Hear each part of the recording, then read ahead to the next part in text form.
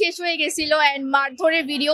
তো এটা অ্যাকচুয়ালি কাম্য না সবাই মিলে এইভাবে বন্যার্থদের, কারণ বন্যা আমাদের বাংলাদেশে একটা কমন ব্যাপার, প্রত্যেক বছরই বন্যা হয়, বাট বন্যাতে অনেক ক্ষয়ক্ষতিও হয়, কিন্তু এইভাবে সবাই মিলে উদ্যোগ নিয়ে যে এই কাজটা এই প্রথমবার বাংলাদেশে, অন্তত আমার দেখা প্রথমবার, তো এটা অনেক ভালো একটা উদ্যোগ, ভালো লাগতেছে অনেক। নতুনভাবে স্বাধীন হয়েছে আমাদের বাংলাদেশ, আর অ্যাকচুয়ালি এটা তো কেউই কখনো ভাবে নাই যে শেখ হাসিনাকে এভাবে চলে যাইতে হবে অ্যান্ড তারপরে অ্যাকচুয়ালি দেশটা এমন হবে, কেননা দেশটা আগের থেকে অনেক ভালো, অবশ্যই অনেক ভালো। আর পূর্ববর্তী যে রেকর্ড সেই অনুযায়ী দেশ এখন ভালোভাবে চলবে বলে আমরা আশাবাদী।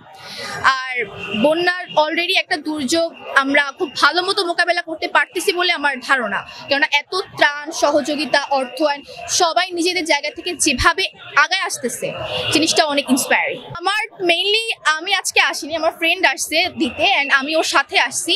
অ্যান্ড আমার যদি বলেন তো আমি হচ্ছে লাইক বিভিন্ন জায়গাতে ডোনেট হচ্ছে, বক্স নিয়ে সবাই কালেক্ট করতেছে, আমি ওখানে ডোনেট করছি। আর বেসিক্যালি আমার মামনি হেল্প করছে, মামনি স্কুল থেকে একটা মানে সংঘ মিলে যাচ্ছিল, ওখানে আমাদের সবাই মোটামুটি ডোনেট করছে। আর আমাদের এলাকাতেও হয়েছে, ওখানেও মামনি ডোনেট, মানুষের কাছে কাছে তো অবশ্যই যাচ্ছে, কেননা আমি দেখছি ভিডিওতে যে সবাই যে হেল্প করতেছে, যে প্রত্যেক দৌড়ে যে হেল্প করতেছে। অ্যান্ড অনেকেই দেখলাম যে একটু ক্ষোভও জাগাইছে, কেননা খাবার শেষ হয়ে গেছিল অ্যান্ড মারধরের ভিডিও। তো এটা অ্যাকচুয়ালি কাম্য না, কেননা এটা তো মানে শেষ হওয়াটাই স্বাভাবিক, আমরা এত জানি না যে পর্যাপ্ত কতটুকু প্রয়োজন ওনাদের। তো এই মারধরটা জাস্ট না করলেই ভালো হয়, আর অবশ্যই পর্যাপ্ত পরিমাণে নিয়ে যাওয়াটা উচিত। সো দুইটা বেসিসে তো অবশ্যই মানুষের দোরগড়ায় যায়, তারকাদের তো কোনো দলীয় লেবাস থাকার কথা না, কেননা ওরা বাংলাদেশের জন্য কাজ করে, বাংলা চলচ্চিত্রতে কাজ করে, কোনো একটা দলের সাপোর্ট নেওয়া ওনাদের উচিত, আমাদের ছাত্রদের পাশে এসে দাঁড়ানো।